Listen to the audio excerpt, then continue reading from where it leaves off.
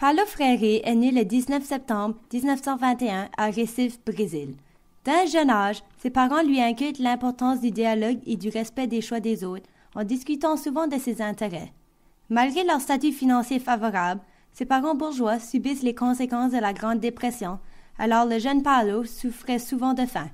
C'est à cause de ceci qu'il décide de dédier sa vie à lutter contre la famine et l'oppression.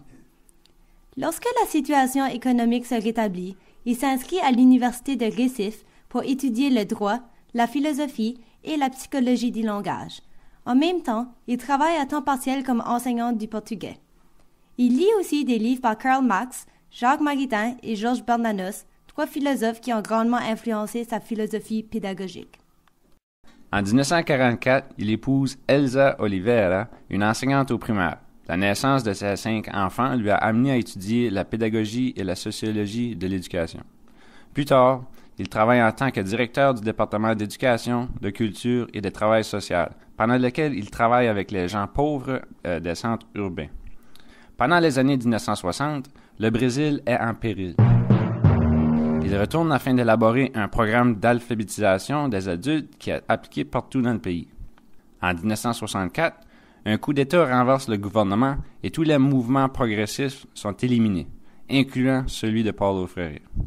Pendant 70 jours, il est interrogé de façon continuelle. C'est cette interrogation qui l'amène à écrire L'éducation comme pratique de la liberté, analysant les raisons de l'échec au Brésil.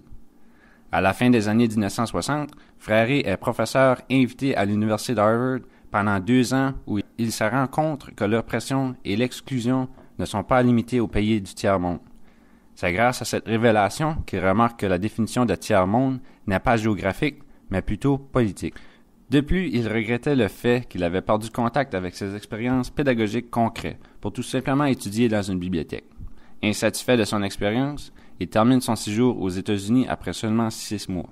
En 1970, à Genève, Paulo Freire écrit son texte le plus célèbre, Pédagogie des opprimés, où il annonce que l'éducation devrait être un chemin qui mène à la liberté en conscientisant les éduqués pour les amener finalement à agir contre l'injustice. C'est en 1980 que le Brésil reconnaît et apprécie les idées de Freire, lui permettant de finalement participer activement à la vie politique du pays. En 1989, il devient secrétaire de l'éducation à la mairie de Sao Paulo. En moins de 3 ans, il tente de transformer le système scolaire de façon profonde. Il veut améliorer les écoles et les programmes d'études. Malheureusement, il décède le 2 mai 1997 à Sao Paulo, quelques jours après la publication de son ouvrage Pédagogie de l'autonomie.